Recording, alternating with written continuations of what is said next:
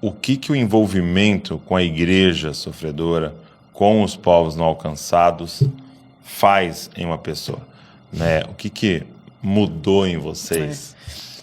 Eu vou separar os dois pontos. Então, o envolvimento com a igreja sofredora traz para nós a visão de um cristianismo límpido, não negociado, e de uma marca de entrega que, eu vou dizer de mim, como cristão ocidental, eu desconhecia. Então, por exemplo, nós estávamos num país da Ásia, tínhamos uma equipe ali, e nós nos reunimos no hotel, num lugar muito discreto, era um país de restrição, e naquela noite nós iríamos conhecer um homem de 93 anos de idade, 26 desses 93 passados numa prisão por amor a Jesus.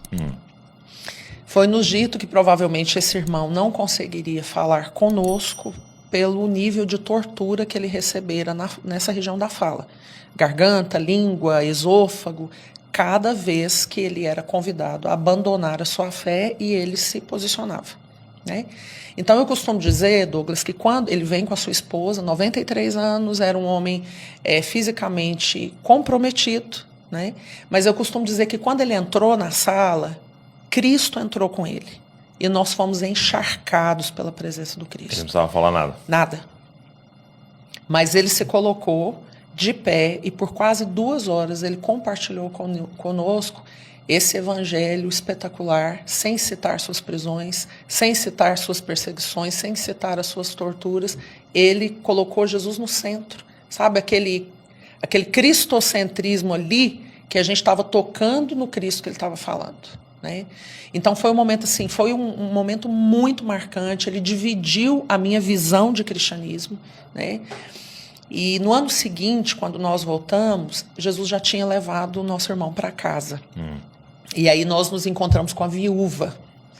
E a viúva dele, então, veio relatando que quando ele fez 20 anos de prisão, dos 26 anos consecutivos, uma cova de 1 metro por 1 metro foi aberta, longe da luz solar.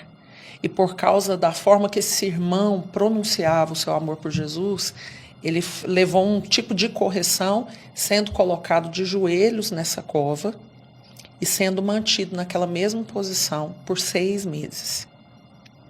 Então as fezes eram retiradas quando se tornava insuportável e de forma recorrente ele recebia água, alimento e a oportunidade de ser livre desde que ele retrocedesse no que ele proclamava, né? Então foi mantido 6 meses ali. E quando ele foi retirado da cova, ele havia desaprendido a andar. Os membros inferiores tinham sofrido, né, com aquela posição contínua. E o filho, que ele não via há 20 anos, recebeu autorização para ver o pai, como uma forma também de fazer com que a igreja que perseverava desse um passo para trás. Então o filho veria a condição do pai, voltaria para a igreja e diria, gente, não vale a pena. Não vale a pena. Né? Só que o menino tinha 6 anos quando o pai fora preso. Agora era um homem de 26. Quando ele chega, a viúva nos conta que a situação financeira deles era tão precária que o menino teve que se vestir com roupas da mãe para ir encontrar o pai. Então, quando ele chega, é essa cena que ele encontra. O pai está ali em terra, pigmentação da pele comprometida por ausência da luz solar, né? E aí, no ímpeto, o menino cai do lado dele e fala, pai, nega. Depois o senhor conserta com Jesus. Num primeiro momento, o pai não vai reconhecer que se trata do filho, são 20 anos de distância. Quando ele entende ser o filho, ela nos narra que ele ergue a cabeça e responde ao conselho do filho assim, ó, sim, eu amo a mensagem da cruz. Até morrer, eu a vou proclamar. Levarei eu também minha cruz, até por uma coroa trocar. Esse homem não estava gritando o refrão de um hino conhecido, mas ele estava expressando a paixão, a obediência, a submissão ao Cristo, né? Essa declaração lhe custou mais 6 anos de prisão. Então, lidando com os irmãos da igreja sofredora, eu conheci, Douglas, um tipo de cristianismo que lá em casa a gente brinca, que traz oxigênio puro para nós. E isso marcou muito a nossa forma de andar. Então, de forma recorrente, meu amor e eu temos sempre aquele cuidado de estarmos envolvidos com esse tipo de cristianismo para modelar o nosso, né? Porque são pessoas completamente anônimas, ninguém os está aplaudindo, eles não estão debaixo de holofotes, mas eles estão construindo uma história que eu não consigo construir com o cristianismo que eu tenho hoje, entende? Então, a igreja sofredora, ela trouxe um prumo para o nosso modus vivendi, como cristãos.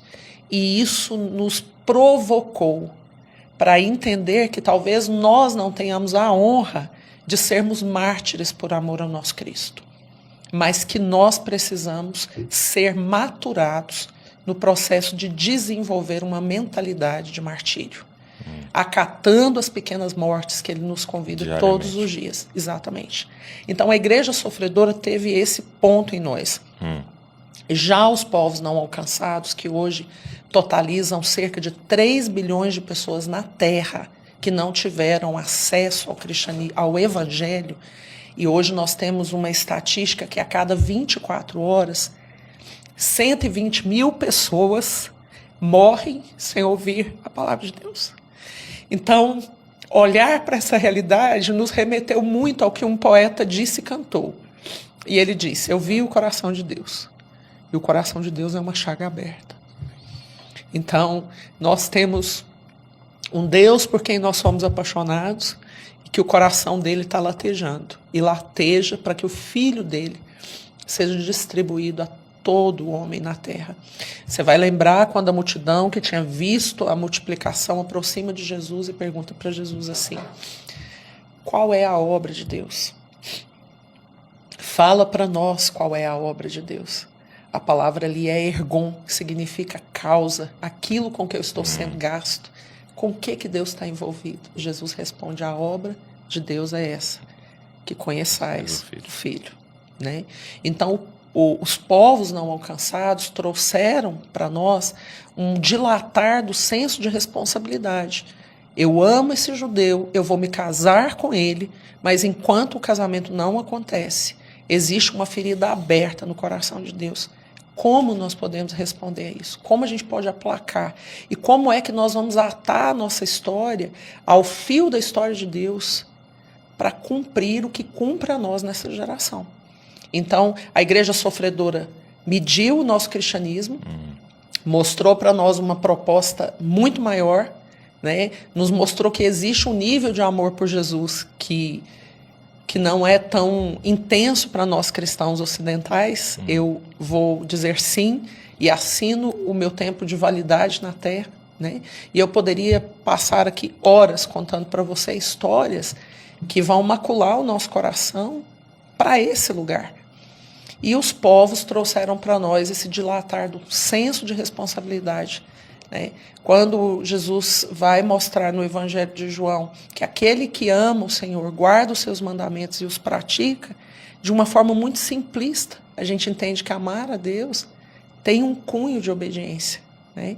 Então, eu só posso realmente declarar eu amo se a minha vida de obediência for real. Então, os povos trouxeram isso para nós, né? A gente fala, tem uma responsabilidade para nós que Lutero não vai responder por, que David Brainerd não vai responder por. Tem uma geração que é nossa e que Deus espera dividir conosco o coração dele. Então, foram 2 momentos muito distintos na nossa história. Entendi. Uau, isso é muito forte. Isso é muito forte, porque a gente pode ser iludido de achar que igreja é só isso que a gente vive, né? E até eu te perguntei até offline da Mais, né? Porque eu tenho amizade com eles e eu lembro que eles fizeram uma campanha recente de não são eles, né? Somos nós, no sentido de não tem 2 igrejas, né? Exatamente. É a igreja sofredora, somos nós também, né? E ter contato com tudo isso, como vai nos transformando, né? Mais e mais.